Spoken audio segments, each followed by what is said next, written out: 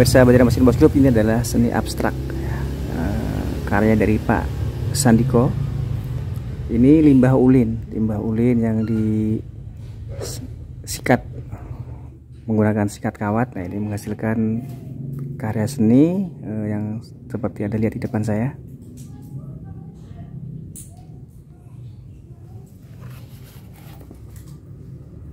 Ini semua masih alami murni. Limbah ulin, semuanya limbah ulin. Nah, ini dengan Pak Sandikonya. Nah, ini antara lain juga hasil karya ya. Pak Sandiko yang sampean pegang ini nih kayak menyerupai wajah gitu ya. Iya, betul. Jadi mulutnya yang mata, ini bagian rambut atau dari samping ya Pak ya, kalau lihat ya. Iya, nah, ini kelihatan kayak bibirnya Pak ya. Iya, yang ini. Mulutnya. Mata. Telinga. Kalau yang ini Pak, yang kecil ini kayak ini mirip Hajar Aswad ini. Mirip Hajar Aswad Pak ya. Iya, di bagian sini.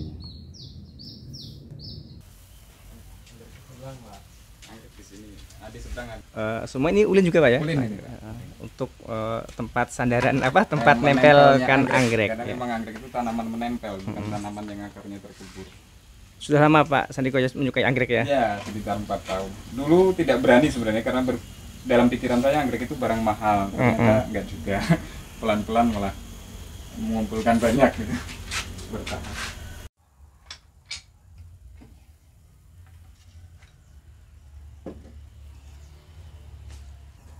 Ini pemirsa adalah bahan baku seni abstraksi yang dimiliki Pak Petrus Sandiko Wirapati di Pelihari Kabupaten Tanah Lot, Provinsi Kalimantan Selatan. Ini semua adalah bahan-bahan limbah dari kayu ulin yang sudah siap untuk dibakar karena ini didapatkan dari tempat pembikinan arang. Ini untuk bahan bakarnya seperti itu, kayu-kayu limbah, dan kemudian dibeli oleh Pak Sandiko, kemudian disikat pakai sikat kawat sehingga menghasilkan seni abstraksi yang sedemikian rupa. Seperti Anda lihat, semua memiliki karakter sendiri, menyerupai sesuatu yang berbeda-beda, dan tiap orang juga kadang-kadang memiliki persepsi ataupun melihat suatu bentuk yang beda-beda. Ini seperti penampakan kuda laut Pak ya tadi ya, kuda laut. Nah, itu juga tadi adalah burung Garuda. Kemudian ini wajah yang menyeramkan, cukup tinggi, ini ke hampir 2 meter Pak ya, enggak sampai 170. Nah, ini sedangkan ini adalah yang melafaz tadi, ada tulisan Bismillahirrahmanirrahim di sini.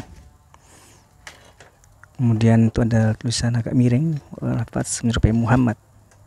Kemudian di bagian kanan, paling kanan, ada ukiran alami yang menimbulkan tulisan seperti tulisan Allah di sini. Nah, ini abstrak yang terlihat seperti penampakan kepala naga. Penampakan kepala di Pak ya, kepala ya, yang ini mata, ini rambut Pak ya, rambut. Ini mulut.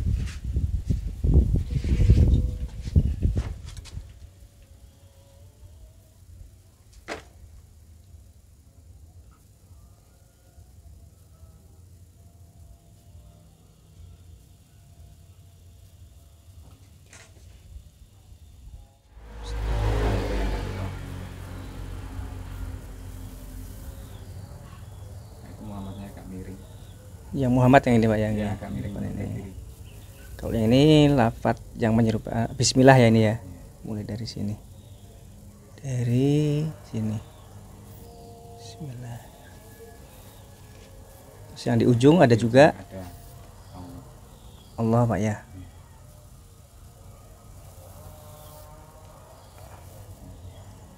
Penampakan kayu hutan. kayu ulin Pak ya. Ulin. Limbah di tempat arang ya Pak. Jadi pertumbuhan ulin sendiri itu sangat lambat. perlu ratusan tahun bahkan, dan proses kroposnya ini pun minimal berpuluh-puluh tahun sampai bisa bentuk begini. Ini penampakan burung Pak ya, burung Seperti Garuda. burung seperti burung Garuda ya. Nah itu apa ya, paruh-paruhnya depan ini kelihatan, itu sayapnya. Ini semua adalah ulin, kayu ulin sisa limbah Pak ya. Iya. Sudah hampir sudah hampir jadi arang. Semua rata-rata didapatkan di tempat tungku arang yang untuk pembakaran. Pembuatan arang Arang itu dipanggang dengan kayu ulin.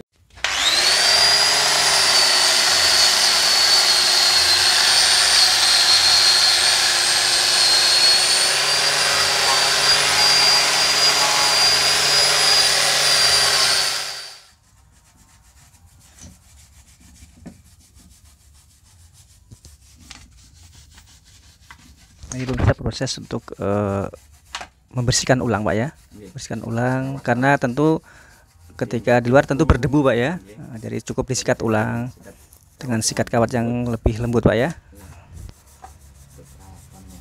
Cuman pakai anu juga, pakai sikat lah Pak, sikat kawat. Ya, jadi kalau sudah dibersihkan ini pakai sikat kawat yang agak lembut aja dia. Itu sudah kayak ini ya. Ini mengkilat lagi nanti ya. Jadi cuman murni tanpa apapun. Iya. Cuman cukup disikat pakai sikat kawat ya. Iya. Sikat kawat ini ada dijual di pasar atau bikin sendiri? Ada juga. Jatuh dia. Lepas ini jatuh patah. Ini ada tempat pensilnya dulu. Plakat juga ya? Ya. Ini dulu ada seperti tempat pensil berbentuk pipa, jadi untuk menancapkan bolpen, untuk menancapkan pena. Ini patah sayang sekali, di sini kijang dulu. Ini Lepas di tanah laut Pak ya. karena pernah terjatuh jadi lepas. Ini juga ulin-ulin bekas Ini semua. alami. Yang ini sisa limbah sisa pembuatan kusen, yang ini akar yang masuk hitungan limbah juga sudah. Kalau ini murni dari sisa limbah kusen, wah berdebu sudah. Saking lamanya tidak dipegang. Nah ini plakat seperti ini juga pernah saya buat, dulu ada yang pesan. Tanah laut. Ya ini hanya sebagai sampel, jadi saya buat logo tanah laut dan nama usaha saya. Maxelco. Tapi ada yang protes nih, udah Selco aja nggak usah pakai Max, susah nyebutnya. Iya. Tapi yang ceritakan mungkin Pak Sandiko, mulai sejak kapan Pian menekuni ini seni abstraksi gitu ya? Betul. Ya. Jadi kalau kita bicara nama dulu, saya belum tahu ini tergolong seni apa karena memang beda sendiri. Jadi dari segi pengerjaan saya memang mengutamakan bentuk alaminya sebisa mungkin tanpa memotong. Jadi hanya membersihkan dan merangkai. Tapi kalau pun memotong itu ketika sangat mendesak, misalnya saya berpikir bahwa suatu kayu perlu berdiri dan bawahnya perlu diratakan, nah itu saya potong. Nah untuk sejarahnya sendiri, dulu saya seorang penghobi anggrek, baru mulai juga menghobi anggrek, lalu ingin menempel di kayu ulin, menempelkan anggrek di kayu ulin, karena kayu ulin ini terkenal tahan lama, jadi dia lebih tahan terhadap pelapukan.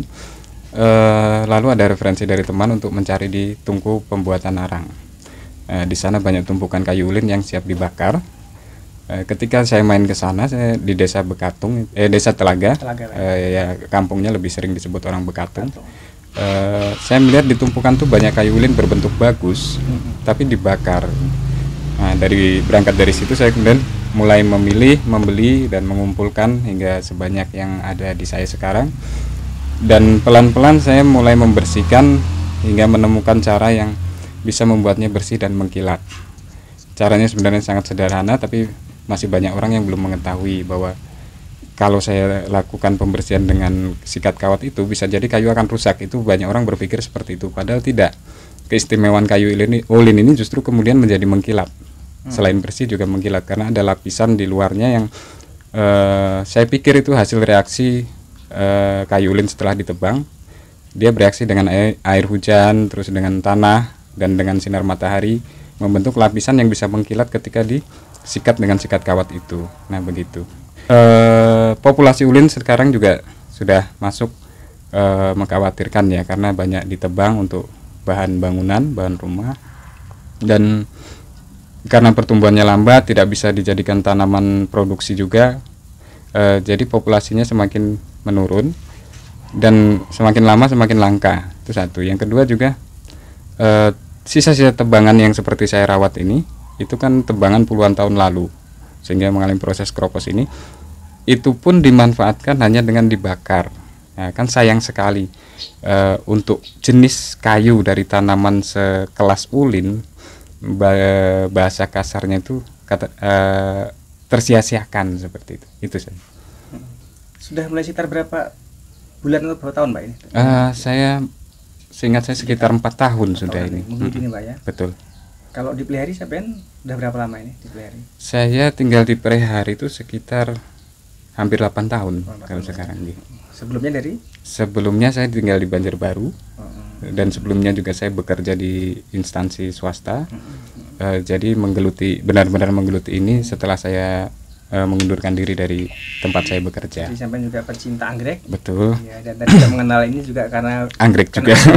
Ya? Karena merawat anggrek.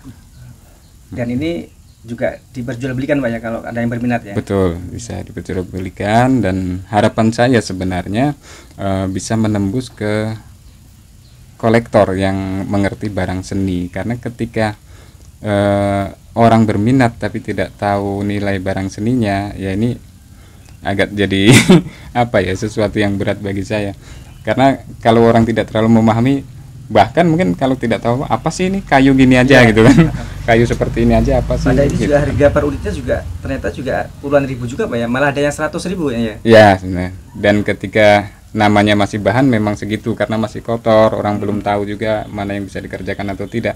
Tetapi ketika sudah menjadi barang kan kita tidak bisa lagi membandingkan dengan harga mendapatkannya ya, karena dia sudah menunjukkan kualitasnya, menunjukkan nilai seninya begitu. Ini kan kalau dihitung nih saya juga cukup banyak nih bahan bakunya ya Pak ini. Betul, saya juga kaget itu. Bisa juga banyak kalau dikali-kali ini. Saya kaget, jadi karena wah ini di sana banyak dan bisa dibeli gitu, bagus-bagus. Jadi saya kumpulkan dari sedikit demi sedikit. Lama-lama setelah numpuk saya duduk dan melihat, wah banyak juga ulin saya nih. Jadi untuk sekarang promosi gimana Pak? Untuk promosi? Iya, untuk promosi barang seperti ini memang agak sulit karena segmen pasarnya itu terbatas sekali. Tidak seperti barang kebutuhan sehari-hari atau barang yang kerap diperlukan di rumah, rumah-rumah gitu kan, tempat di rumah inilah tempat tinggal. Jadi memang yang meminati ini biasanya orang yang sudah kebutuhan pokoknya itu sudah bukan masalah bagi dia lagi, dia punya cadangan dana yang besar. Kemudian kan secara psikis orang terdorong untuk mendapatkan keindahan. Nah disitulah orang baru mulai berpikir ini. Nah sedangkan di kalangan itu kan tidak banyak jumlahnya kalau dibandingkan dengan yang lainnya. Jadi segmen pasarnya terbatas dan umumnya mereka orang-orang sibuk yang tidak bisa ditembus dengan dihubungi dengan telepon atau apa. Jadi biasanya mereka mengandalkan broker. Nah, yang saya amati begitu. Tapi ini juga Pak Sandiko promosikan nggak di akun sosial media seperti itu? Saya punya IG, Instagram, juga punya Facebook yang seringkali menampilkan hasil karya. Ya. Dan tadi Pak sebentar juga sudah pernah tadi ya Pian ceritakan terserap tadi Pak ya ke pemesan tadi, ke mana tadi Pak antara lain Pak? Saya memang pernah menjual ke Bandung, ke Palembang, tidak dalam jumlah besar, hanya jumlah satuan. Yang ke Palembang yang cukup maksudnya yang ke Palembang sempat beberapa kali dia minta order itu biasanya berupa meja, tempat atau bangku atau semacam meja kecil untuk meletakkan bonsai atau pajangan seperti itu. Bukan atraksi ini bukan? Bukan. Nah, ketika yang abstrak ini memang belum pernah bisa tembus dengan ekspektasi harga yang diharapkan. Juga membuat kayak kursi. Ya, saya juga memproduksi seperti itu. Anggrek bunga gitu ya. Betul. Iya. Itu gimana Pak kenalnya Pak? Yang dari luar daerah tadi mereka pesan ke Pak Sandiko itu? Yang di Palembang itu melalui teman saya. Kebetulan dia sudah lama bermain di jual beli kayu yang berkelas. Kalau yang di Bandung ada kakak saya dulu, dia menawarkan ke temannya juga. Ya. Jadi ini intinya juga untuk turut memanfaatkan kayu yang sangat langka ini Pak ya. Langka, supaya tidak berkelas tinggi dan terbuang dari ya, dari arang itu ya. jangan disia-siakan. Bahkan ada satu produk saya, maaf. Ya, Nah, ini adalah sisa potongan pembuatan kusen. Jadi sebenarnya ini tiga balok saya satukan di bawah satu lapis papan lebih tipis ini. Saya satukan dengan lem khusus. Dan ini saya lubang hanya karena keterbatasan alat. Saya tidak pakai mesin bubut, pakai bor yang hole saw itu. Ini bisa saya lubangi sampai ke dalam, dan ini bisa difungsikan sebagai tempat pensil, tempat sendok, atau tempat sedotan di tempat-tempat kafe atau vas bunga juga bisa nih Pak. vas bunga juga bisa. Akhirnya nanti kan hanya disesuaikan ukuran dan lubangnya seperti apa. Bentuknya juga sebenarnya masih bisa lebih bervariasi, tidak hanya begini. Dengan lengkapnya alat bisalah dibuat variasi macam-macam. Ya, jadi bahan yang saya gunakan untuk ini di bengkel kusen itu hanya dijual karung per karung, dan dimanfaatkan sebagai kayu bakar juga. Sayang sekali kan gitu. Ini juga tanpa vernis. Jadi saya menggunakan, kalau ini tidak saya sikat seperti yang barang abstrak, ini saya gunakan amplas secara bertahap, kemudian bisa menunjukkan kilaunya. Ya, kelihatan Pak ya sambungannya ya. Nah, ini juga kemarin waktu membuatnya juga buru-buru, jadi sebenarnya bisa nanti dilihat guratannya coraknya ini kemana, nanti diserasikan. Kalau ini kan ada yang ke sini, ada yang ke sana. Tapi ya tetap cantik sih sebenarnya. Iya.